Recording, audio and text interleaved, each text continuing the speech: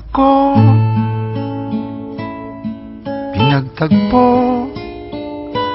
nag-usap ang ating puso, nagkasundong magsama habang buhay.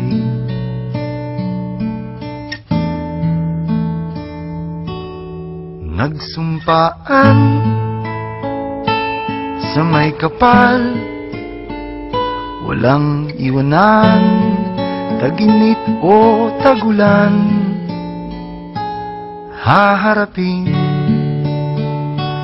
bawat unos na magdaan.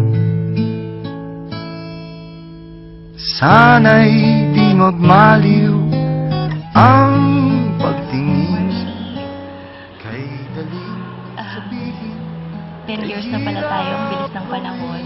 Hindi ko na malayan. Pero ganun daw yata talaga kapag masaya ka sa kasama mo. Hindi mo mamalayan ng panahon at oras. And ngayon, mag-level up na yung relationship natin. And sa harap ni God and sa harap ng mga tao, pinapangako ko sa'yo na mamahalin kita habang buhay. Magiging mabuti akong asawa at ina sa magiging anak natin.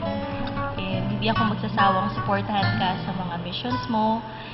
Hindi ako magagalit pag tinatawag mo kong brother. Ikaw at ako, pinag-isa, tayong dalawa, may kanya-kanya sa isa't isa. Tayo ay sumasandal.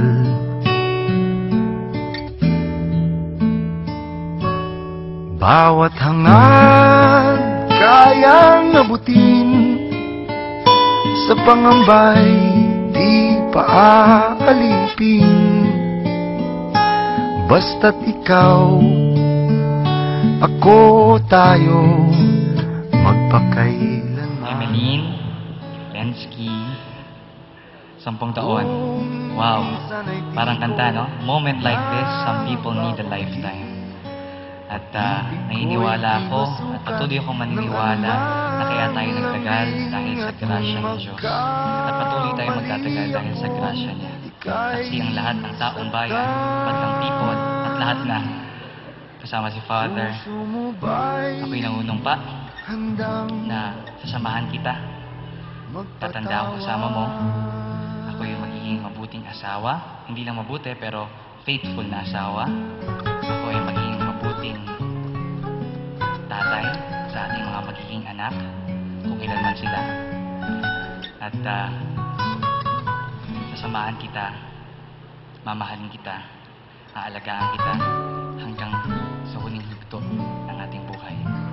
Emeline, Lensky, ikaw at ako. Di ko alam ang gagawin kung mawala ka. Buhay ko'y may kahulugan tuwing ako'y iyong hagkan. Umabot man sa ating huling hantungan, kapit puso kitang hahayaan, ngayon at kailanman. Ikaw at ako.